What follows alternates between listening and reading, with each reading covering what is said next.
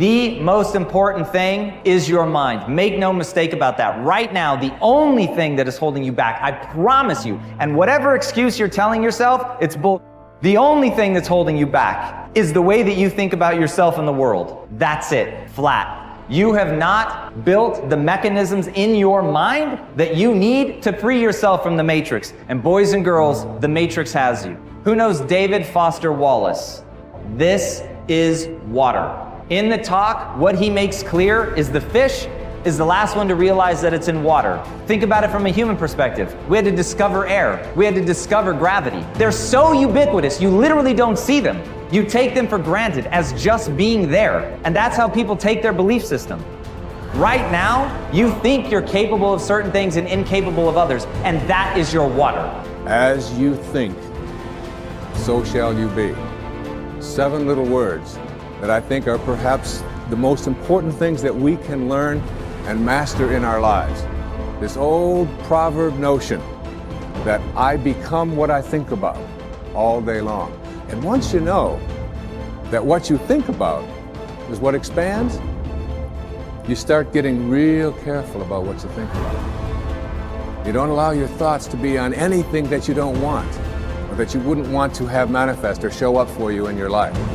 It's what goes on between this ear and this ear and in our hearts that determine our lives out there. There's no world out there except what's going on here. So the people that say, I can't afford it, I can't do this, I can't get to college, the rich are evil, I choose not to participate in that. And that's one thing people could change today. Correct. Right now is that dialogue in their head. Stop saying the word can't. I can't. Right. So how can? How can I? Especially as in, I can't afford it, how can I afford that? Right. Because that opens them up to looking at it as an investment to a greater future.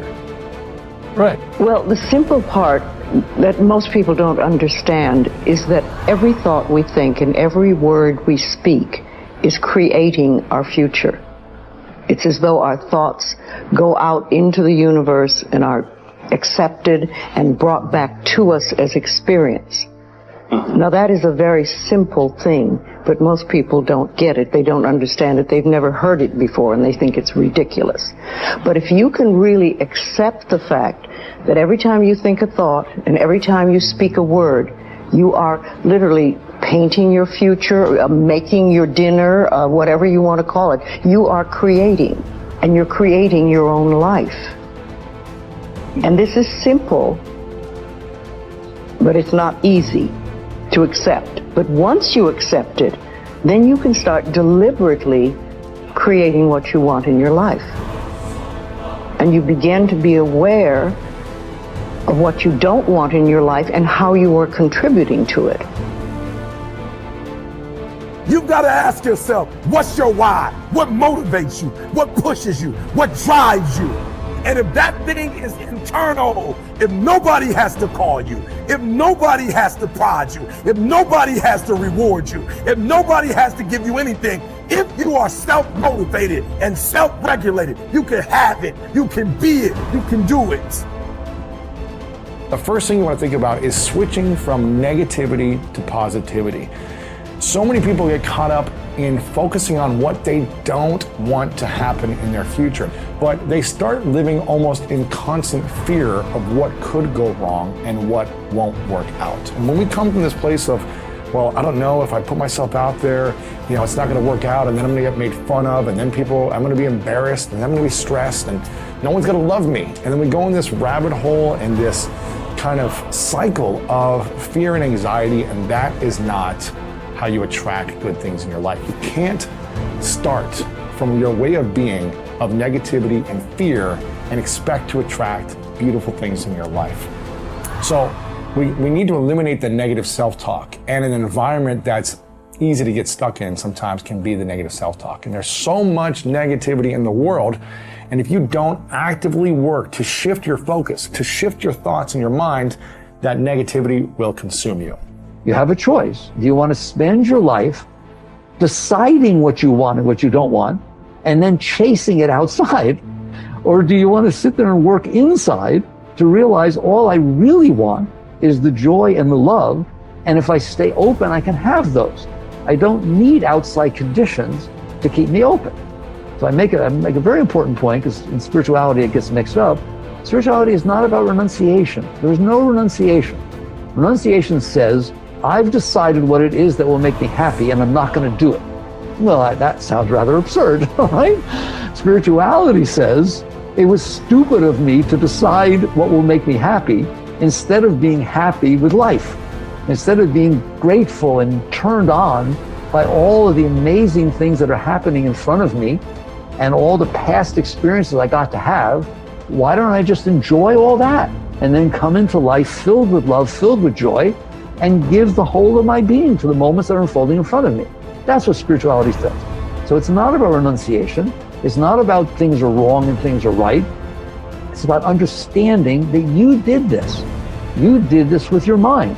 You set up conditions in which your mind would open and then your heart opens, and conditions in which your mind will close and your heart closes. So basically, you come to the point where you have to decide, do I want to continue letting my past leave impressions on my mind and my heart such that only certain things will open and close me, and then I will spend my life chasing after, manipulating, controlling, conniving, whatever you want, the world around me so that sometimes it unfolds the way I want?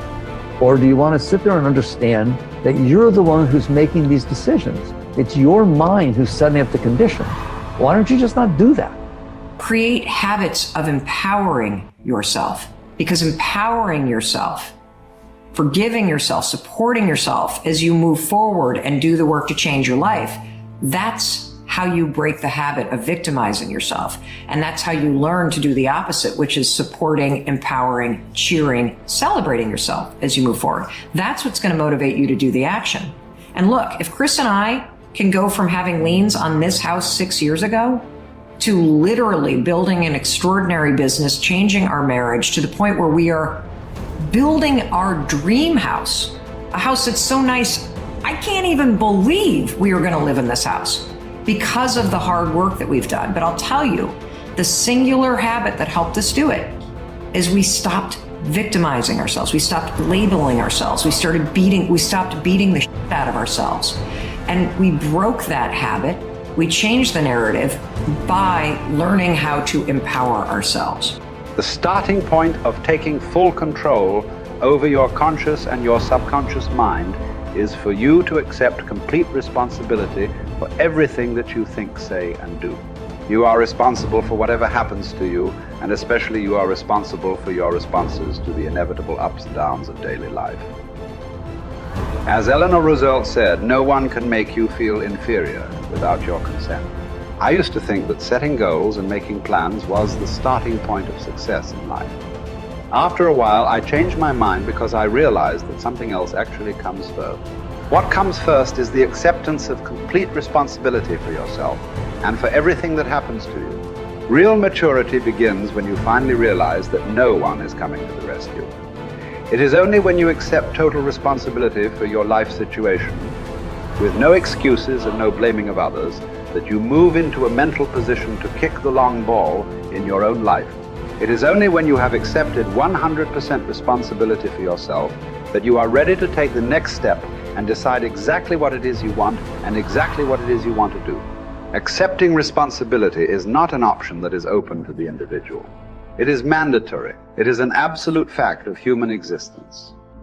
You do not have the luxury of blaming others or making excuses for parts of your life that are not satisfactory. As Henry Ford said, never complain, never explain. No one makes you do anything or feel anything. You are where you are and what you are because you have decided to be there. Everything that you are or ever will be is entirely up to you. If there is any effect in your life that you're not happy about, it is solely up to you to change the causes. You are completely responsible. When something negative or unexpected happens to you, immediately seize the moment as an opportunity to demonstrate calmness and self-control. Make it a game. Instead of allowing yourself to feel negative, deliberately force yourself to substitute something positive. Here is an affirmation that has been very helpful to me. I repeat it over and over until it becomes automatic. In almost every situation, when something goes wrong, I immediately catch myself by saying, every situation is a positive situation, if viewed as an opportunity for growth and self-mastery. Whatever it is, I take a deep breath, relax, smile, and say, every situation is a positive situation if viewed as an opportunity for growth and self-mastery. I then look within the situation for something that I can learn that will help me to grow and develop greater self-mastery. This is a simple mind game that enables me to stay relaxed and in control of my emotions. It will work for you as well. Just give it a try.